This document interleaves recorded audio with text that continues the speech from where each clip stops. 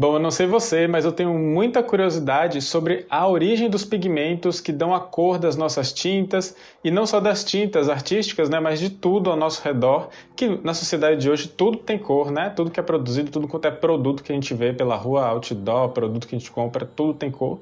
E eu tenho muita curiosidade de saber de onde vem a cor, especialmente a cor das nossas tintas artísticas. Talvez também por uma curiosidadezinha científica aí, não à toa que eu sou biólogo de formação. E aliás, eu não sei se você viu um vídeo que eu postei anteriormente sobre pigmentos naturais artesanais, em que eu reparei que muita gente teve curiosidade e se interessou por essa temática. E por isso eu resolvi fazer esse vídeo, que eu vou falar um pouquinho mais sobre isso, sobre pigmentos, pensando um pouquinho das tintas artísticas aqui, mas eu vou falar de uma forma geral, sobre de onde vem a cor, que tipo de pigmentos tem, né, sua composição e uma série de curiosidades bem interessantes sobre isso. E eu já vou entrando no assunto sem enrolação, mas antes, se você é novo aqui no canal, não esquece de deixar o like, se inscrever no canal e compartilhar esse vídeo com quem você acha que pode se interessar, que ao mesmo tempo fazendo isso você ajuda também o canal a crescer. Bom, a arte e a pintura existem desde que o homem é homem.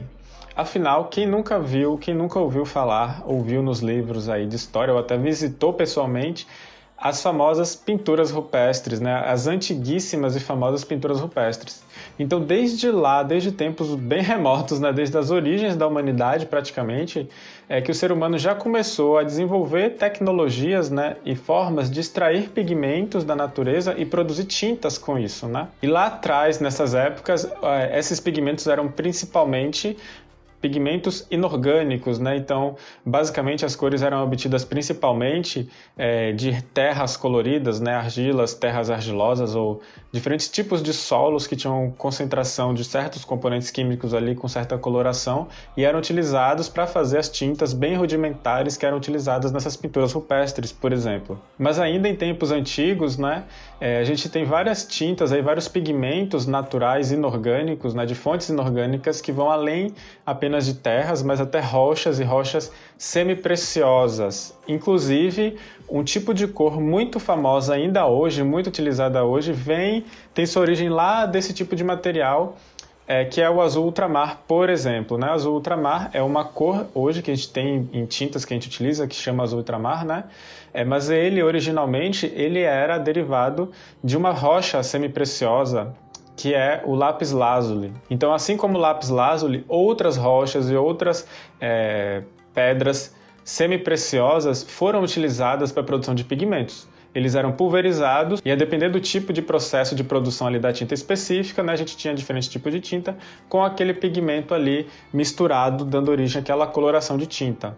Então, o azul ultramar, ele originalmente era o lápis lazuli pulverizado e hoje em dia ele predominantemente esse mesmo material químico, só que dessa vez, hoje em dia, né, produzido sinteticamente. Então aqui a gente já viu alguns agrupamentos de tipos de pigmentos em relação à sua composição, né, e exemplos disso. Tem os pigmentos, a gente está falando aqui especificamente sobre pigmentos inorgânicos e nós podemos ter esses pigmentos inorgânicos de forma natural, extraídos da natureza, ou de forma sintética. Agora, a produção sintética de pigmentos também não é algo muito tão recente assim. Antigamente, nos tempos antigos, nós também tínhamos pigmentos que eram sintéticos, porém de reações químicas um pouco mais simples e com processos mais fáceis de fazer do que a gente tem hoje em dia, né, para alguns tipos de pigmentos. Então, por exemplo, o azul egípcio é um tipo de pigmento que ele era inorgânico sintético, produzido pelo ser humano, né, de forma a manipular ali reações químicas, mas que era feito no Egito Antigo, né, por exemplo. Esse é só um exemplo, mas existem outros, né? Os maias também tinham um processo de produção de pigmento, que é o azul maia, em que ele, na verdade, misturava ali um pouco um composto inorgânico com um composto orgânico, inclusive que eu vou falar daqui a pouco, que é o índigo, mas que ele obtinha uma mescla, né, um pigmento que era meio que sintetizado, mas que utilizava como base um pigmento orgânico. Bom, mas é claro que mais recentemente, em épocas mais modernas, com a intensificação e o desenvolvimento rápido e acelerado da ciência, a síntese de pigmentos e a descoberta de pigmentos novos também foi acelerada com as técnicas novas e com a evolução das tecnologias disponíveis e acessíveis, né? Até um pouco antes disso, né, nós tínhamos uma série de pigmentos inorgânicos e sintéticos, inclusive, através de reações químicas, né, produzidas, só que começou a se originar pigmentos com uma toxicidade maior, que obviamente logo no começo não era nem muito percebido, né? Com o tempo é que foi percebendo que certos pigmentos fazer um mal à saúde humana. E isso então levou a uma busca mais intensa por pigmentos alternativos em que balanceassem alguns pré-requisitos, né, e que tivesse o custo-benefício efetivo. E esses critérios, né, incluíam, por exemplo, a toxicidade mínima possível, baixo custo de produção, cores bonitas e vibrantes, inclusive, que é muito visado por artistas, né, que buscavam cada vez cores mais bonitas e mais interessantes para agregar nas suas paletas e nas suas pinturas, e em especial, especificamente para uso artístico também, uma melhor qualidade em termos de resistência à luz, para ter uma maior durabilidade, né, das pinturas ali finalizadas pelos artistas, né, para pendurar e tal, para expor. E junto com isso, nessa busca, né, por pigmentos novos, nós tivemos o desenvolvimento da química orgânica e de toda a cadeia derivada do petróleo. E isso também foi muito utilizado na busca por pigmentos que cumprissem todos esses requisitos, né? E por isso nós entramos também agora na questão dos pigmentos orgânicos, certo? Então, além dos pigmentos inorgânicos, nós temos os orgânicos. Agora, esses orgânicos aí, derivados da cadeia do petróleo e tal, e da química orgânica em si, eles são sintéticos, né? E antes de a gente falar melhor sobre eles, vamos falar um pouquinho sobre os orgânicos naturais, que também existiam aí em paralelo a esses pigmentos inorgânicos dos tempos antigos que eu estava falando.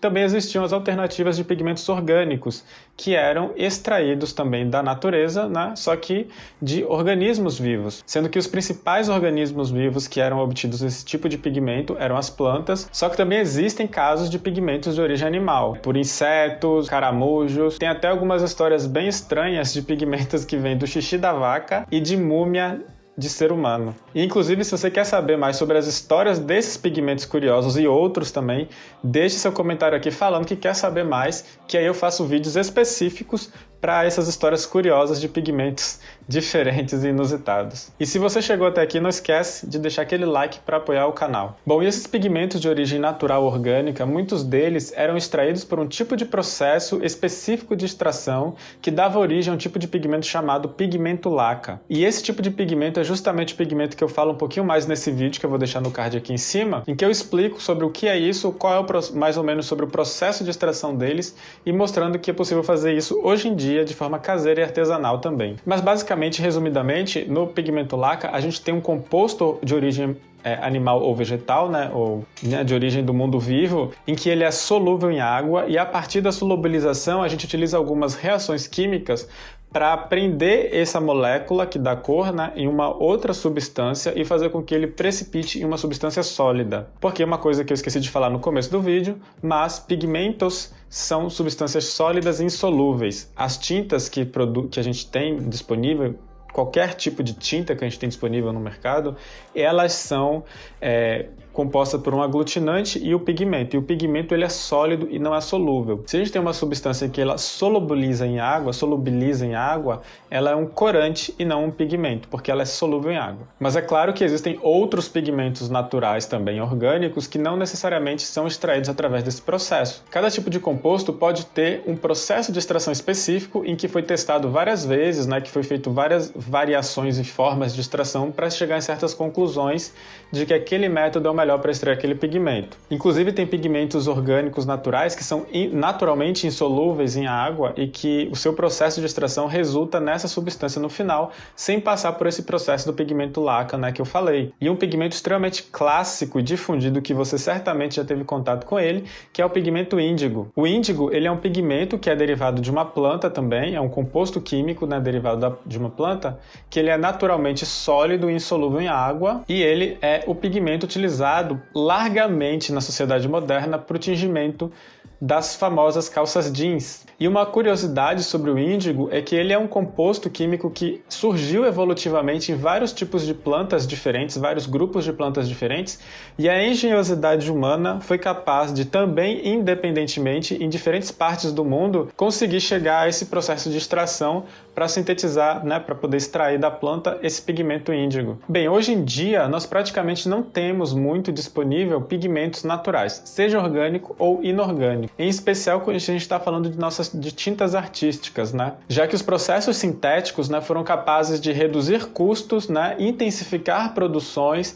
diversificar produtos e gerar produtos, inclusive com a qualidade muito boa, ou uma grande gama de qualidades diferentes. Inclusive, muitos pigmentos orgânicos naturais, eles começaram a ser sintetizados, né? Foi descobertos métodos e processos de produção sintética desses compostos orgânicos naturais, incluindo o próprio índigo, incluindo o madder, que é uma outra cor muito famosa que foi produzida e que era muito utilizada nas paletas dos artistas, e ainda é. E essas versões sintéticas, elas podem ser tanto o próprio composto quimicamente idêntico, que pode ser sintetizado, ou uma outra cor que foi descoberta, um outro composto que foi descoberto que tinha uma cor muito próxima, muito similar àquela ali, que acabou substituindo, né? E por serem sintéticos, muitas vezes eles conseguiam ter um custo bem reduzido por causa de um processo de produção mais eficiente, né? Que ocupa menos espaços, que utiliza certos insumos ali e acaba tendo uma produção mais rápida e em menos tempo e por isso reduz bastante os custos. Inclusive, esses novos compostos que foram originados através da química orgânica, por exemplo, né, dava origem inclusive a pigmentos muito bons, com grande resistência à luz. E a gente tem pigmentos hoje que a gente utiliza nas opções de cores de tintas artísticas em que são derivados justamente dessas descobertas, né? Então, de forma geral, nós temos 4 grandes grupos de pigmentos, né? Que são pigmentos orgânicos naturais, orgânicos sintéticos, inorgânicos naturais e inorgânicos sintéticos. Bom, como eu falei no começo do vídeo, eu tenho muita curiosidade sobre esse assunto e eu quero entender mais sobre os processos de produção artesanal e natural de pigmentos e tintas e tenho feito bastante experimento e bastante pesquisa sobre esses assuntos para fazer meus próprios pigmentos de forma artesanal na medida do possível. Uma das grandes desvantagens dos pigmentos orgânicos naturais, principalmente, né, dos naturais orgânicos e do pigmento laca, é que eles tendem a ser pigmentos em que tem uma resistência à luz menor e torna ele um pouco menos interessante para trabalhos artísticos, né? Mas ainda assim, existem alguns que têm uma qualidade muito boa e eu diria que até minimamente suficiente, né, para trabalhos artísticos. E também a gente pode ter trabalhos artísticos que a gente não vai necessariamente expor, né? Muitos trabalhos de hoje em dia, de designers e tal, a gente utiliza materiais de alta qualidade e bem caros que não têm uma resistência à luz tão alta, né? Se a gente vai fazer um trabalho em que ele vai ficar disponível na internet, vai ser reimpresso, né? Isso para quem trabalha com essas coisas, a gente pode utilizar pigmentos orgânicos e pigmentos naturais também, né? Porque eles não precisam ter uma extrema alta resistência à luz. Precisa ter estabilidade, mas não necessariamente resistência à luz muito elevada. Então eu tenho buscado muito isso, tenho feito alguns experimentos, alguns de sucesso, bem bacanas. Se você quiser saber mais sobre esses experimentos, também comenta aqui. Se você quiser saber mais sobre as origens dos pigmentos, sobre curiosidades de pigmentos, sobre a história desses pigmentos naturais, inorgânicos, orgânicos e sintéticos, essa coisa toda assim, também comenta aqui, deixa eu saber que eu vou trazer bastante conteúdo sobre isso também, porque é algo que me interessa e que eu tenho buscado bastante. E eu particularmente tenho pesquisado bastante sobre isso, porque eu sei que muitos pigmentos que a gente tem nas nossas tintas artísticas, eles têm compostos ali que são tóxicos, embora a tinta final não seja tóxica, o pó ali, o pó do pigmento que deu origem à tinta, ele é um pouco tóxico, tem algum efeito ali ruim para a saúde de quem manipula aquilo, ou ele passa por toda uma cadeia de produção também que lida com compostos químicos e tóxicos. Então eu também tenho uma preocupação um pouco nesse sentido, né? E por isso eu estou querendo pesquisar mais para entender e como que eu posso utilizar essas tintas nos meus processos, né? Então é isso, não esquece de deixar o seu like, assinar o canal e compartilhar com quem você achar que pode ser bem interessante esse conteúdo também. Bom, obrigado então e até a próxima.